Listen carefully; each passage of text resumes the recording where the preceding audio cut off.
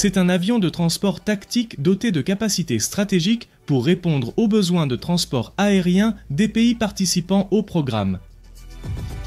L'Airbus A400M Atlas a effectué son premier vol en 2009, mais le projet a failli être annulé en raison de retard de développement et de dépassement de coûts. Cependant, les nations clientes ont maintenu leur soutien au programme et plus de 100 avions ont été produits à ce jour. Et c'est l'histoire que nous allons découvrir dans une nouvelle vidéo de l'Aéropédie de Monde de l'Aviation.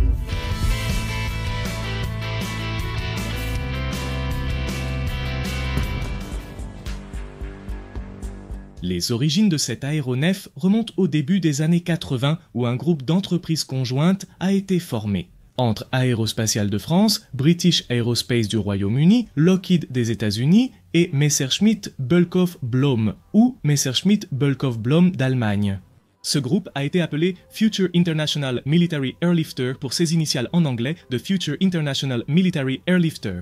L'objectif était de trouver un successeur au C-130 Hercule et au 30 salles C-160. Lockheed a quitté le groupe en 1989 pour développer la deuxième génération du C-130 Hercule. Lorsqu'ils ont rejoint Legna d'Italie et Casa d'Espagne, le groupe a été rebaptisé Euroflag. Les exigences ont conclu que le nouvel avion devrait avoir 4 moteurs turbopropulseurs et atteindre Mach 0,72 en croisière. Mais il n'existait pas de moteur turbopropulseur suffisamment puissant pour cela, il a donc fallu les concevoir à partir de zéro. Aussi.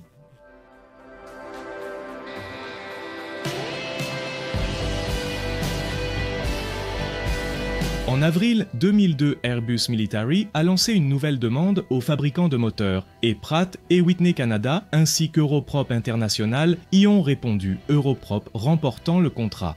Le nouveau turbopropulseur 400 conçu pour cet appareil devient le turbopropulseur monohélice le plus puissant en service. Seul le Kuznetsov NK-12 à hélice contrarotative est plus grand. Les exigences initiales des nations participantes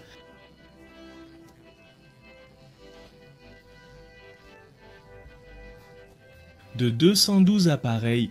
Avec le retrait de l'Italie et la révision des commandes, les exigences sont passées à 180 avions avec le premier vol en 2008 et la première livraison en 2009. Le A400M occupait une position intermédiaire en taille et portée entre le C-130 Hercule et le Boeing C-17 Globemaster III. Mais il peut aussi être utilisé sur des pistes irrégulières. Le 9 janvier 2009, on a annoncé que le premier appareil ne serait livré qu'en 2012 à cause des retards de développement. Ils ont aussi précisé que les exigences de performance et la capacité de transporter 32 tonnes ne seraient pas respectées à cause d'un surpoids de 12 tonnes. Les mesures correctives pour faire de cet avion un appareil conforme aux attentes ont fait exploser le budget de plus de 7 600 millions d'euros. Le mécontentement suscité dans plusieurs pays partenaires du programme a conduit à envisager l'annulation de tout le projet. Mais en juillet 2009, les 7 nations européennes ont annoncé que le programme continuerait et ont formé une agence d'achat conjointe pour renégocier le contrat. À cette époque, Airbus prendrait la direction du développement et n'en livrerait que 1000. Il s'est positionné comme une taille intermédiaire entre le C-130 Hercule et le C-17 Globemaster. Mais il peut aussi être utilisé sur des pistes d'atterrissage irrégulières. Vous attendiez ce mot ?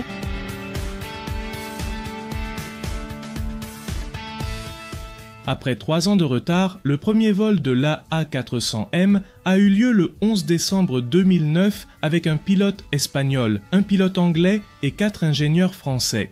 Ce premier avion de série a été livré à l'armée de l'air française, premier pays à l'avoir dans ses rangs.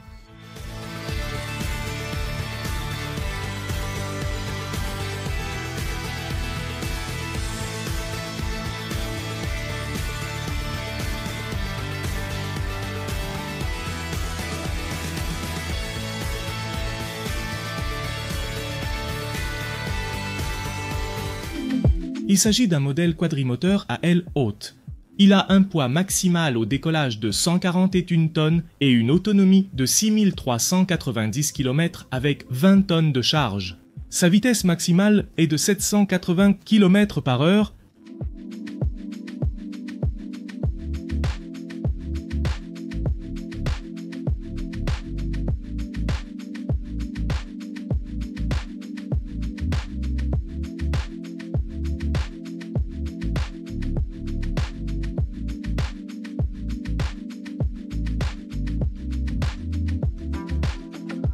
Il dispose d'un système de commande de vol électrique, fly-by-wire, de commande latérale et d'une protection de l'enveloppe de vol. Comme les autres avions d'Airbus, la A400M dispose d'un cockpit entièrement équipé d'écrans couleurs. La majorité des systèmes proviennent de l'Airbus A380, mais adaptés aux missions militaires.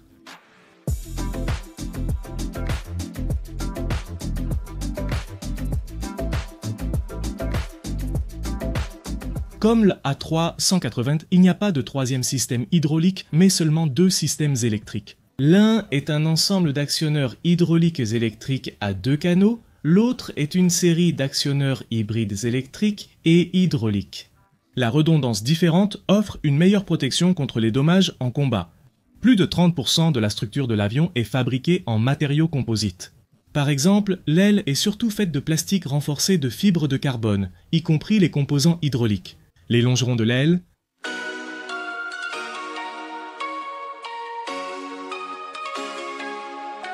comme vous pouvez le voir sur les photos, ils ont 2 moteurs qui font tourner les hélices dans le sens des aiguilles d'une montre, tandis que les autres tournent dans le sens inverse des aiguilles d'une montre. La contrarotation est obtenue grâce à l'utilisation d'une boîte d'engrenage installée sur 2 des moteurs et seule l'hélice tourne dans la direction opposée. Les 4 moteurs sont identiques et tournent dans la même direction.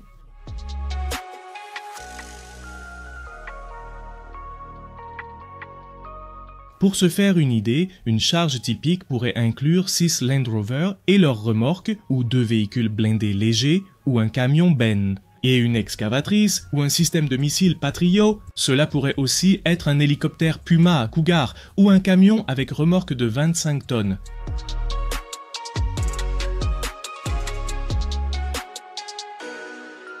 En plus de ses capacités de transport, l'A400M peut effectuer le ravitaillement en vol et l'évacuation médicale lorsqu'il est équipé du matériel approprié. Cet appareil dispose d'une perche de ravitaillement amovible montée au-dessus du cockpit, ce qui lui permet également de recevoir du carburant d'autres avions ravitailleurs. Ce que vous voyez ici, ce sont les déflecteurs déployables situés devant les portes latérales arrière, conçus pour donner aux parachutistes le temps de s'éloigner de l'appareil avant d'être frappés par le souffle de l'air.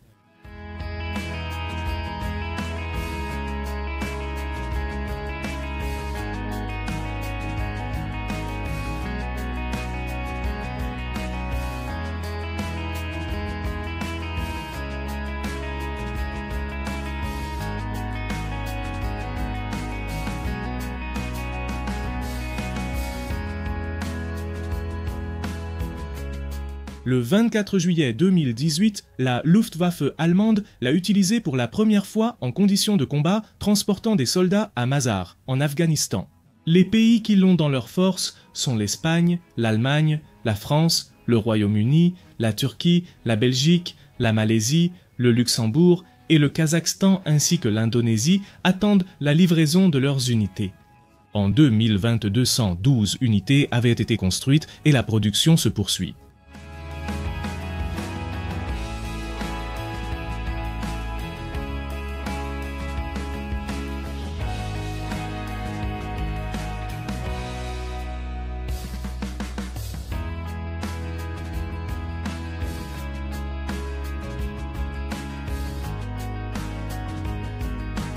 J'espère que cela vous a plu, faites une nouvelle vidéo. Je m'appelle Marcos et voici l'aéropédie du monde de l'aviation.